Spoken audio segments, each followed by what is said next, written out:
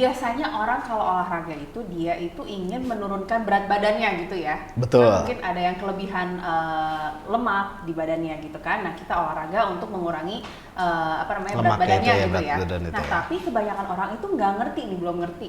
Kenapa sih harus melatih otot gitu? Nah, emang apa pentingnya sih melatih otot itu? Betul.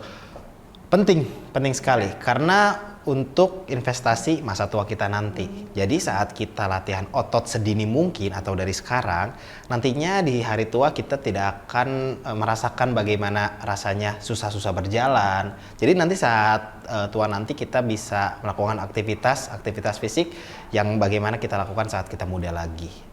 Jadi buat teman-teman, buat sobat-sobat lift, jadi jangan fokus untuk penurunan berat badan aja saat olahraga, tapi untuk latihan otot pun ini sangat penting sekali, Mbak Diva. Oke, gitu. nah memang kadang nih mitosnya nih ya, mitosnya orang kadang kalau udah takut duluan nih kalau disuruh latihan beban, wah pikirannya jadi kayak atlet gitu ya, badan gede apa segala macam, tapi ternyata enggak ya?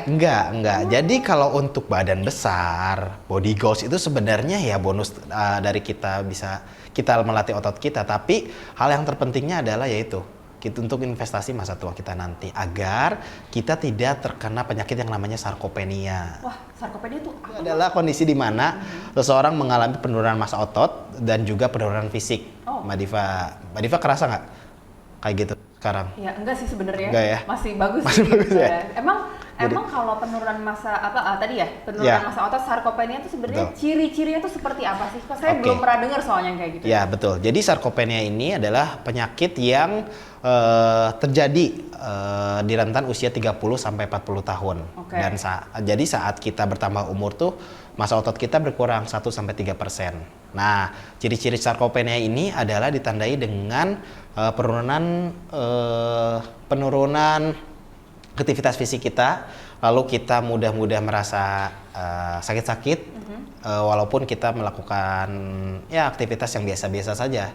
Seperti itu. Contohnya misalkan kayak Mbak Diva sehari-hari misalkan bisa untuk mengangkat kursi dari tempat satu ke tempat lainnya. Tapi sering berjalannya waktu karena Mbak Diva nggak pernah latihan otot, saat Mbak Diva melakukan seperti itu lagi, itu akan terasa sangat berat. Dan itu mungkin salah satunya menjadi faktor terkena sarkopenia. Jadi itu mungkin awal mulanya gitu. Awal mulanya biasanya seperti itu. Mungkin kalau misalkan kita nih kan suka lihat gitu ya. Kadang di kantor kan kita duduknya tuh lama banget gitu kan. Lama duduk di depan laptop gitu ya. Terus tiba-tiba kita bangun gitu kan. Terus tiba-tiba rasanya udah goyang gitu kan. Kurang kaki nggak kuat gitu kan.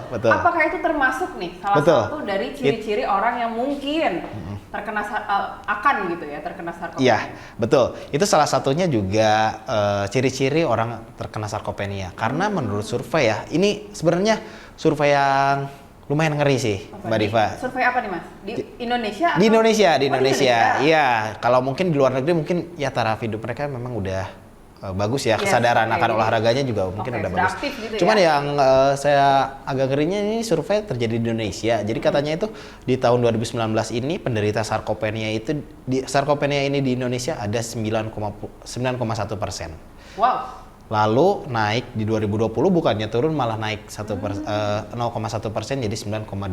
Dan yang lebih ngerinya lagi, prediksi itu di 2045 katanya penderita sarkopenia di Indonesia ini ada 1/5 dari penduduk kita. Wah, makin banyak juga ya. Ini kayaknya nih